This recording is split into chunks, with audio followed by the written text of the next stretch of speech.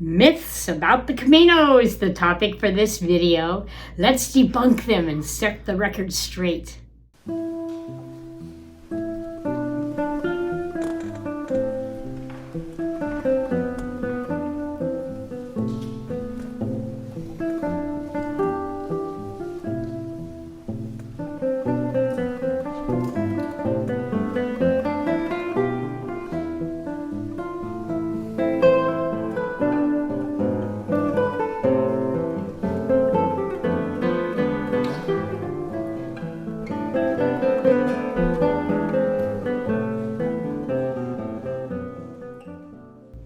In recent years, the Camino has grown considerably in popularity. One of the many reasons for this is the appeal promoted through social media, including movies, blogs, and videos such as this YouTube video. However, along with all the positive information presented, some inaccuracies or misconceptions about the Camino exist. For this video, I have singled out 5 common misconceptions or myths so we can set the record straight. Myth number 1, you have to stay in crowded, noisy albergues. One of the fears that many pilgrims have before walking the Camino is that they'll have to stay in crowded, noisy albergues every night with hordes of smelly people producing bodily noises all night long. Yeah, these places do exist, but there are many other options. I have stayed in those vast, cavernous, wall-to-wall bunk bed types of places and have discovered that, unless it's my only option, I would rather pass. It's just a personal thing. I prefer my privacy at night. I have enjoyed some lovely albergues where the rooms were 4 to 6 people maximum, and each room had a private bathroom. You still share the kitchen and the common area with everyone, so you get that wonderful social time with other pilgrims. Guest houses are another great option. Unlike hostels, the guest houses are often run by locals passionate about sharing their culture and tradition with their guests. They usually offer evening meals and breakfast.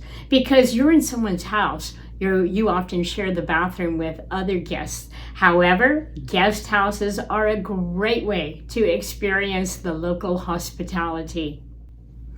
Hotels are always an option and come in every variety, from the small family-run facilities to large corporate-run operations.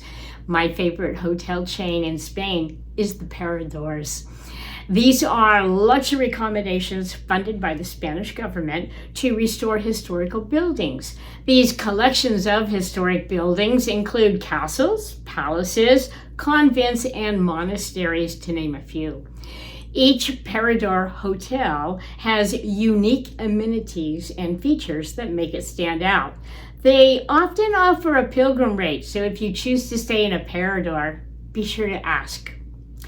Myth number 1, debunked. Myth number 2, you have to be in top physical shape to walk the Camino de Santiago.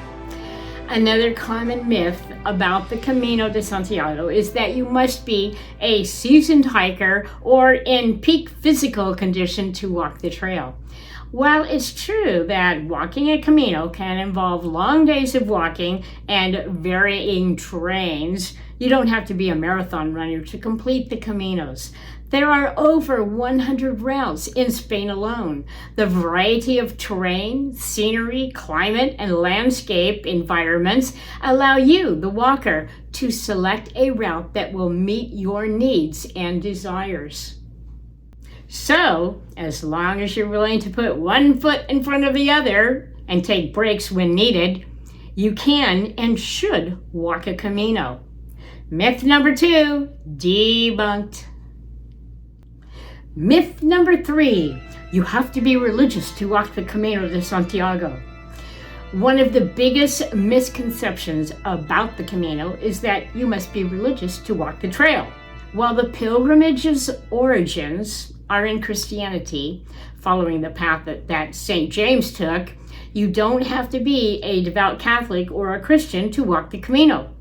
People from all walks of life and religious backgrounds walk the trail for various reasons, including spiritual growth, personal reflection, and physical challenges. The heritage of Spain is a tapestry of cultures that includes not only Catholic, but also Jewish and Muslim.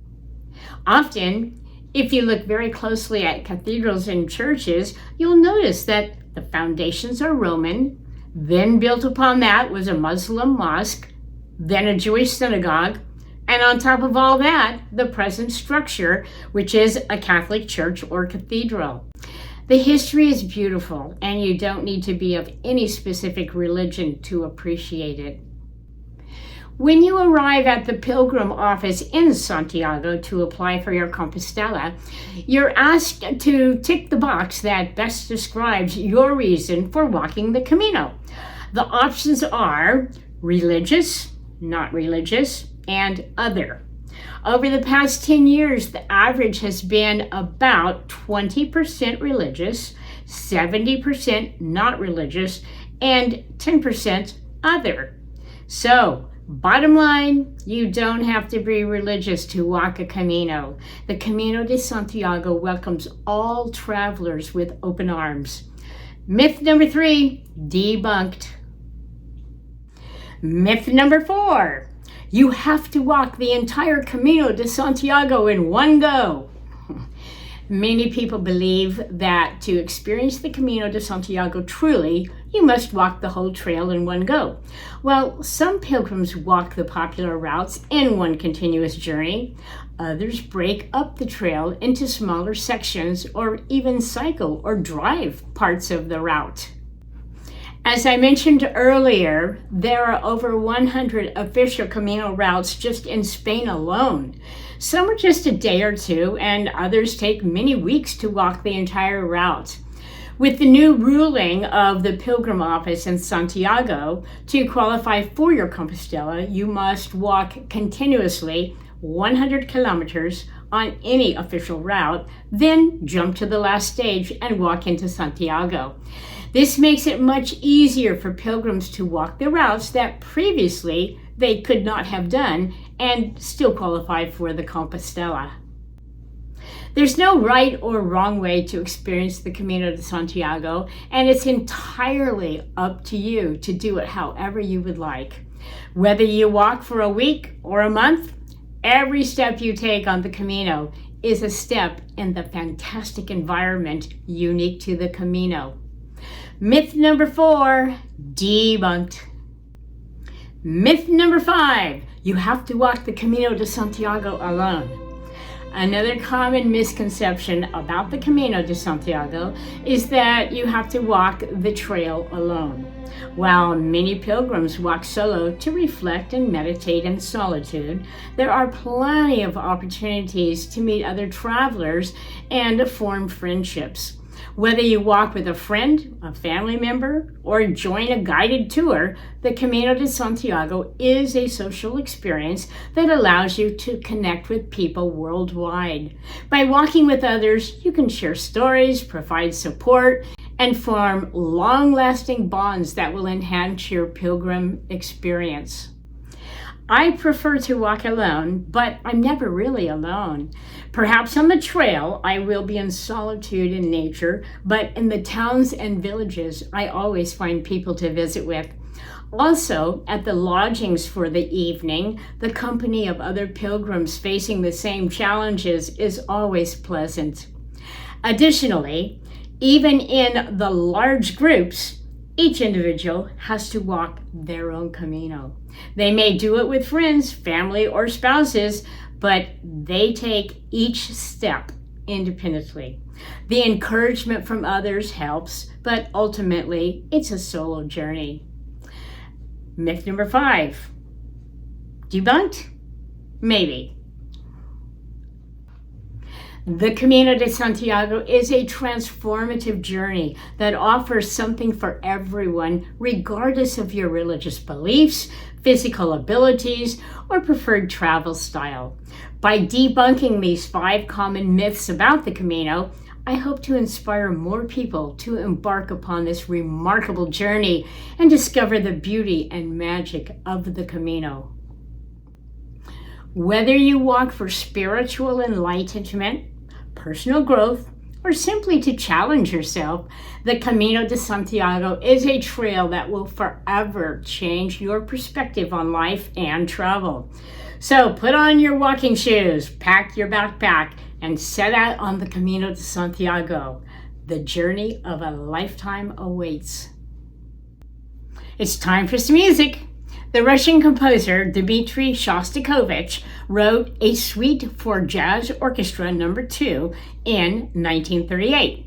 The score was lost during World War II, but rediscovered, reconstructed, and premiered in London in the year 2000. Here is the waltz from that suite. You probably will recognize the newly familiar melody.